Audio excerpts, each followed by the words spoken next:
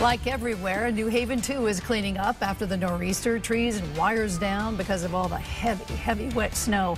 And there's a bit of urgency in the Elm City to get things all back to normal because of this weekend's St. Patrick's Day parade.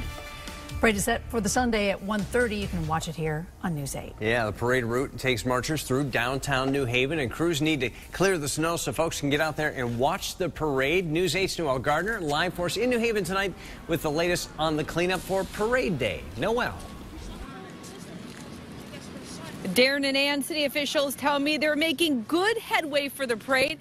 And as you can see here downtown, the roads and sidewalks are clear for the marchers. We've got fire, police, parks, DPW, all making sure that we're not missing a beat. The storm brought down power lines, leaving hundreds of New Haven residents without electricity. We were lucky, no damage. Other than that wire went down. But other in the neighborhood, I've seen some big trees go down. Corey Barron was without electricity. He was happy to see the UI crews restoring power to his neighborhood on his way to work. It wasn't too bad. We had some candles and I had some little LED lights that I used. Today, people were busy digging out their cars and getting life back to normal.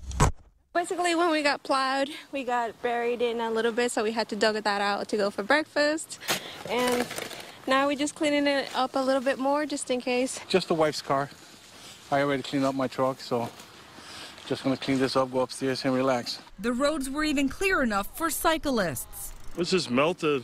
It's soft. It wasn't hard, so you could just ride right through it. Michael Chenier says he got rid of his car courtesy of the northeast weather. Well, that's why I got the bike. I had a car. I went through it all, and I just said, no way. Some say the city did an excellent job clearing the roads and the sidewalks. We came up all the way from Greenwich. We were all pretty impressed by the way they handled the road situation. They did a great job. I haven't seen it this clean in a long time. Track all the way through. City officials say they're ready for Sunday's St. Patrick's Day parade. Come Sunday, the marchers will be marching in, and they're going to be happy with the way the city looks. News 8 is covering the St. Patrick's Day parade. In just minutes, we'll give you a breakdown of what you can expect. For now, I'm live downtown. Noel Gardner, I'll send it back to you guys in the studio.